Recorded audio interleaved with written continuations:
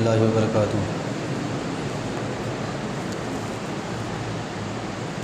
الحمد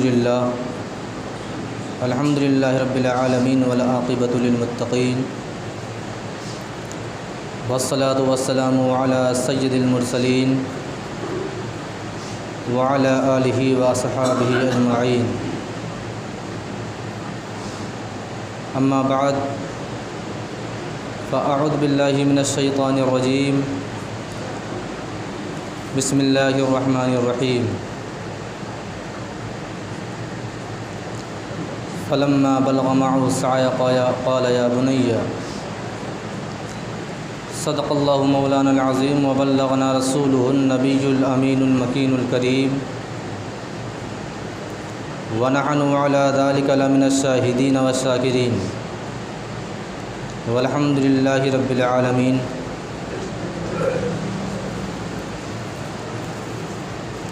محترم سامعین، آئیے کچھ عرض و معروض سے قبل آقا نامدار مدینے کے تاجدار جناب روح فدا محمد عربی صلی اللہ تعالی علیہ وسلم کی بارگاہ بے کس پناہ میں درود و سلام کی ڈالی نشاور کریں اور پڑھیں بآواز بلند، اللہم صلی علی سیدنا شفیعنا حبیبنا کریمنا و مولانا محمد مبارک وسلم صلاۃ و سلام علیک یا رسول اللہ صلی اللہ تعالی علیہ وسلم۔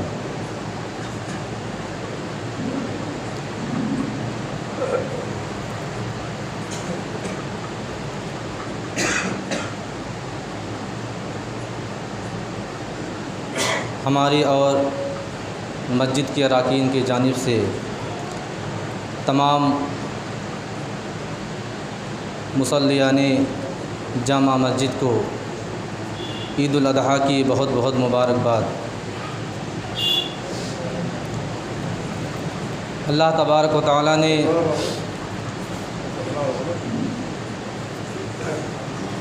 اپنے بندوں کو یکے بعد دیگرے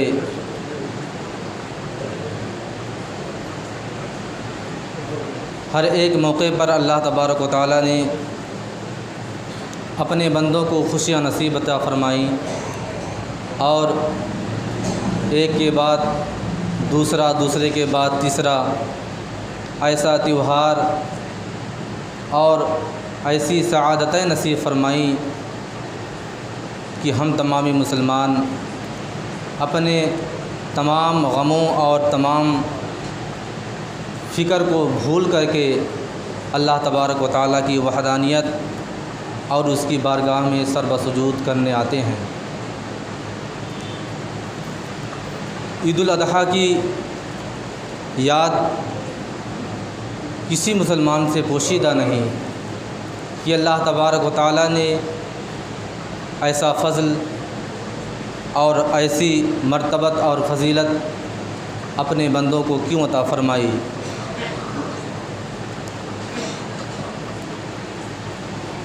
حضرت ابراہیم علیہ نبینا علیہ الصلوۃ والتسلیم کی وہ ذات بابرکات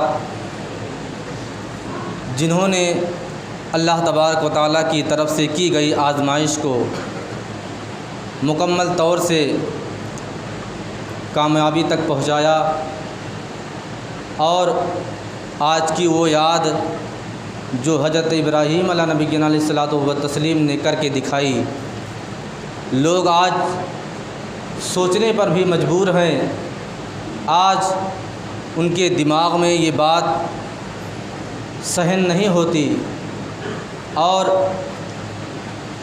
ان کے دماغ میں یہ بات پیوست نہیں ہوتی کہ حضرت ابراہیم علیہ نبینا علیہ الصلوۃ والتسلیم نے اپنے اس بیٹے کی قربانی اللہ تبارک و تعالیٰ کی بارگاہ میں پیش کی، جس کو حضرت ابراہیم علیہ نبینا علیہ الصلوۃ والتسلیم نے اپنے بڑھاپے میں اللہ تبارک و تعالیٰ سے منت و سماجت اور نہ جانے کتنی دعاؤں کے بعد تاریخ میں آتا ہے کہ حضرت ابراہیم علیہ نبینا علیہ الصلوۃ والتسلیم کو کوئی اولاد نہ ہونے کی اتنی فکر تھی آپ کو کہ آپ کے بارے میں بتایا جاتا ہے کہ حضرت ابراہیم علیہ نبینا علیہ الصلوۃ والتسلیم رات کے آخری پہر میں اٹھ کر کے دعا کرتے تھے رب تبارک و تعالیٰ سے کہ اے مولا تعالیٰ میری زندگی میں کوئی ایک ایسی اولاد نصیب عطا فرما کہ جس کے چہرے کو دیکھ کر کے ہمیں خوشیاں نصیب ہوں۔ اللہ تبارک و تعالیٰ نے آپ کی دعا کو قبول فرمایا۔ آپ کی پہلی بیوی حضرت سارہ رضی اللہ تعالیٰ عنہا سے کوئی اولاد نہ ہوتی تھی۔ آپ اپنی بیوی ہی کے کہنے پر آپ نے دوسرا نکاح فرمایا حضرت ہاجرہ رضی اللہ تعالیٰ عنہا سے، اور انہی کی شکم سے رب تبارک و تعالیٰ نے حضرت اسماعیل علیہ الصلوۃ والتسلیم جیسا پیارا اور خوبصورت اور ننھا بیٹا عطا فرمایا۔ ابھی خوشی کا ماحول پورا نہ ہونے پایا تھا کہ رب تبارک و تعالیٰ کی دوسری آزمائش کے لیے حکم آیا کہ اے میرے خلیل ابراہیم، اپنے ننھے فرزند کو اور اپنی بیوی ہاجرہ کو غیر ذی زرع مکان میں جا کر کے چھوڑ کر کے آؤ۔ سوچئے اس وقت مکے کی سرزمین کا حالات کیا تھا۔ آج لوگ مثال پیش کرتے ہیں کہ مکے کی سرزمین پر ایسی تپش ہوتی ہے، ایسی گرمی ہوتی ہے جو برداشت سے باہر ہوتی ہے۔ اس تپش اور اس گرمی میں حضرت ابراہیم علیہ نبینا علیہ الصلوۃ والتسلیم نے اللہ تبارک و تعالیٰ کے حکم کی تعمیل کرتے ہوئے اپنے ننھے فرزند اور اپنی بیوی حضرت ہاجرہ رضی اللہ تعالیٰ عنہا کو اس غیر ذی زرع سنسان بیابان جنگل میں چھوڑ کر کے آ گئے۔ رب تبارک و تعالیٰ کی مرضی یہی تھی، مشیت یہی تھی۔ اللہ تبارک و تعالیٰ کی حکمت بہت بڑا کارنامہ رکھتا ہے۔ حضرت ابراہیم علیہ نبینا علیہ الصلوۃ والتسلیم اس آزمائش میں بھی کامیاب نظر آئے، تو تیسری آزمائش کے لیے رب تبارک و تعالیٰ نے آپ کو خواب میں دکھایا، ابراہیم اپنے رب کی بارگاہ میں قربانی پیش کرو۔ پہلی دن خواب آیا تو حضرت ابراہیم علیہ نبینا علیہ الصلوۃ والتسلیم نے خواب کو پورا کرنے کے لیے سینکڑوں اونٹ ذبح کر دیے۔ دوسرے دن پھر خواب آیا، پھر حضرت ابراہیم علیہ نبینا علیہ الصلوۃ والتسلیم نے سینکڑوں اونٹ ذبح کیے رب تبارک و تعالیٰ کی بارگاہ میں۔ تیسرے دن خواب آتا ہے، اے ابراہیم اس چیز کی قربانی پیش کرو جس سے تمہیں سب سے زیادہ محبت اور الفت ہے، جس سے تم اپنی زندگی میں سب سے زیادہ محبت کرتے ہو۔ حضرت ابراہیم علیہ نبینا علیہ الصلوۃ والتسلیم رب تبارک و تعالیٰ کے خلیل ہے، سمجھ گئے کہ رب تبارک و تعالیٰ جانتا ہے میں کس سے سب سے زیادہ محبت کرتا ہوں۔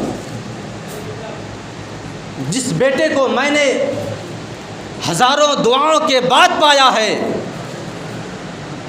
اس اولاد سے سوچئے ابراہیم کتنی محبت کرتے رہے ہوں گے۔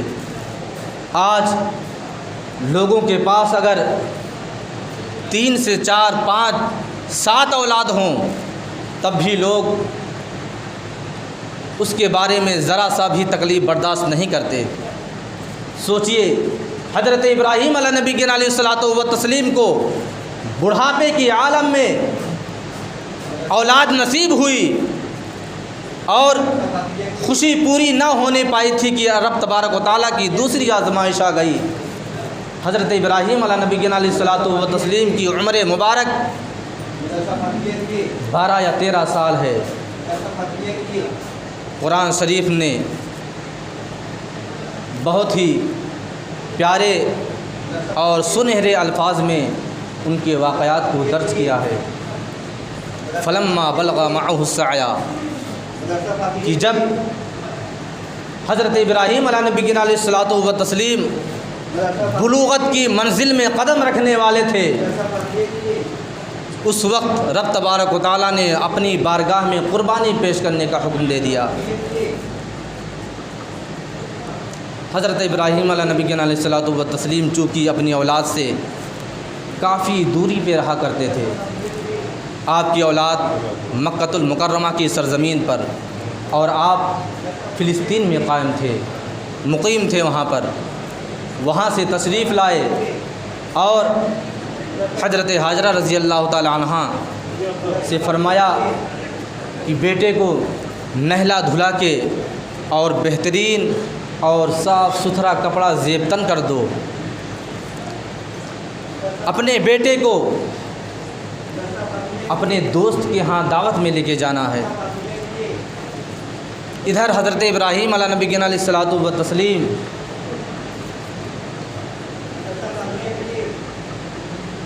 چوری چھپے چھری اور رسی کو اپنے بغل میں رکھ لیتے ہیں اور حضرت اسماعیل علیہ الصلوۃ والتسلیم کو اپنے ساتھ مینا کی وادی کی طرف چل دیتے ہیں۔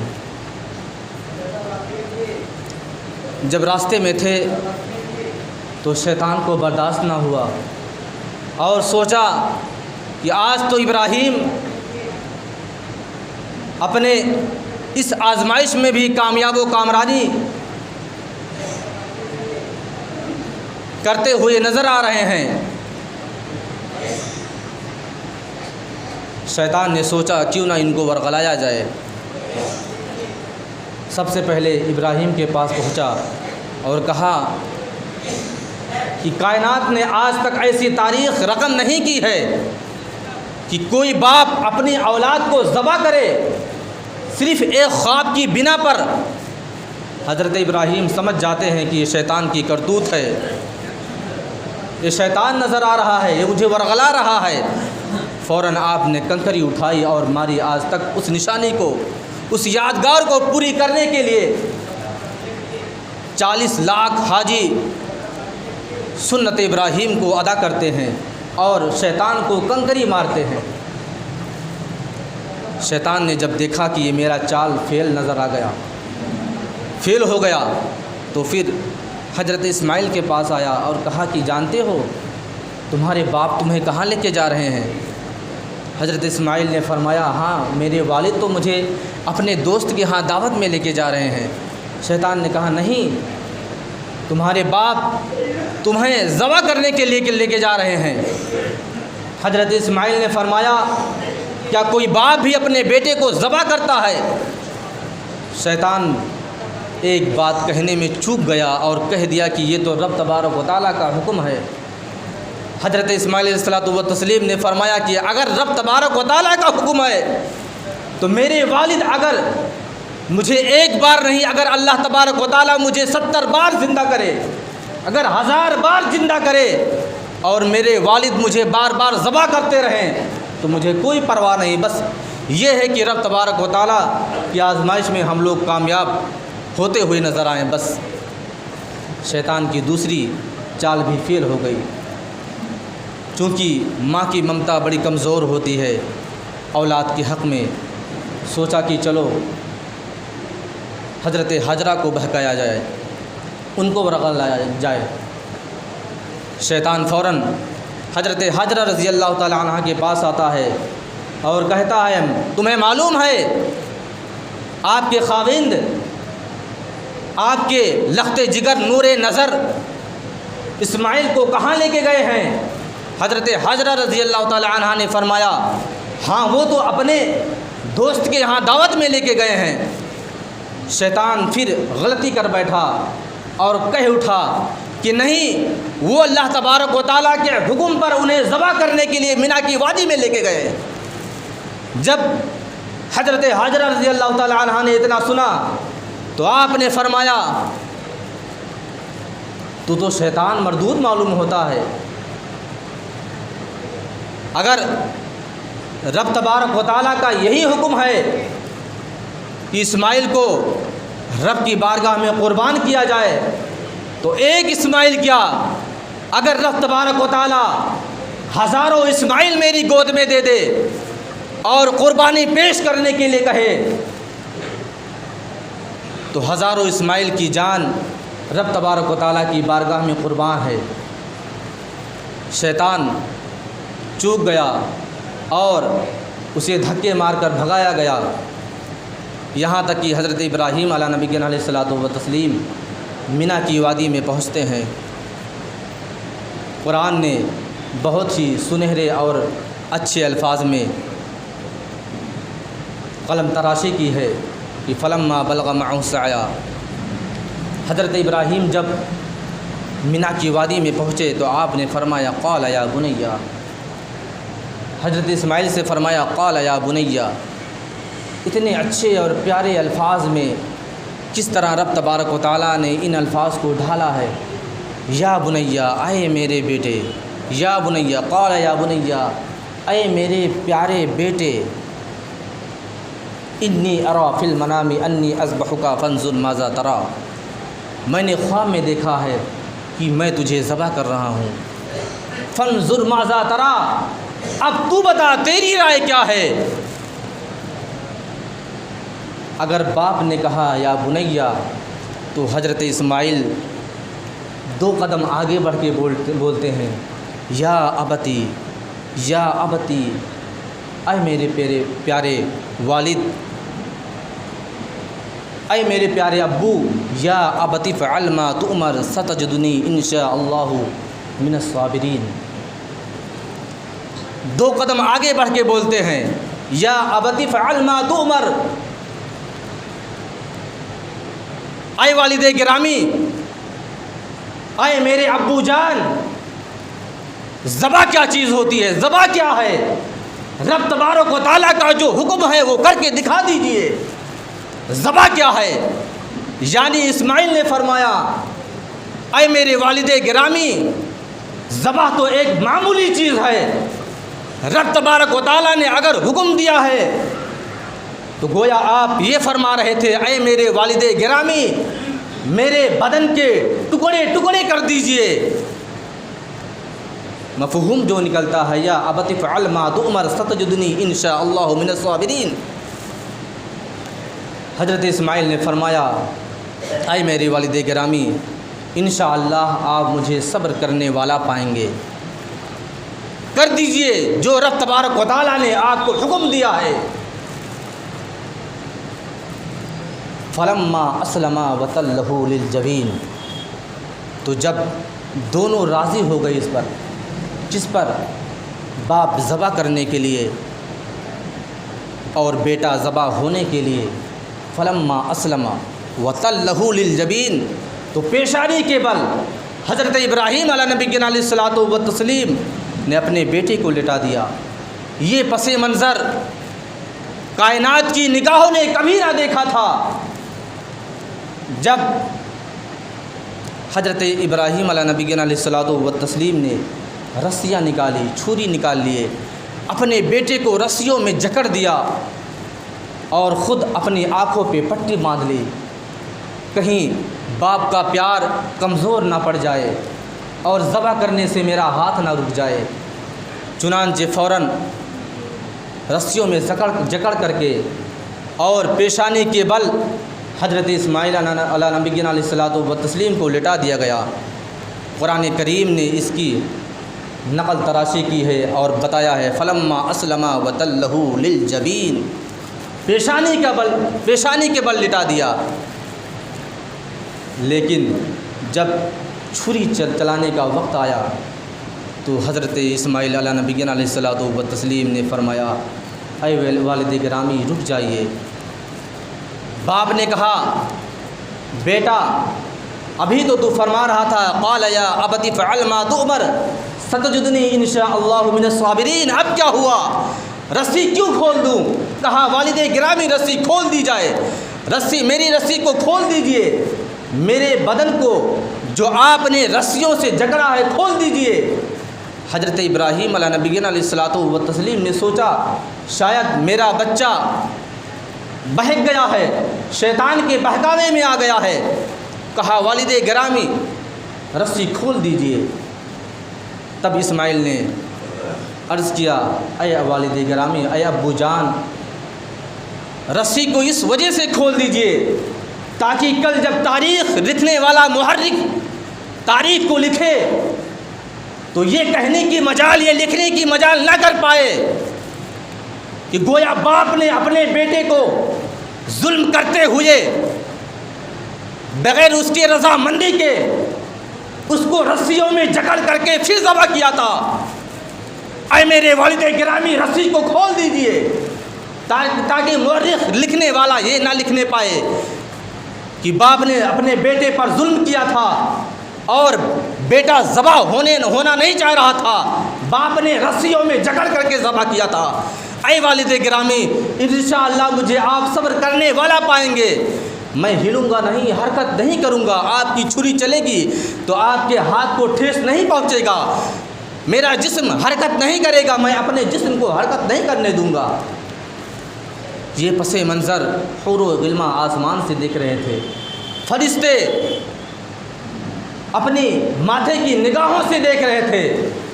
رب تبارک و تعالیٰ، کیا قیامت آ گئی ہے، کیا قیامت آنے والی ہے؟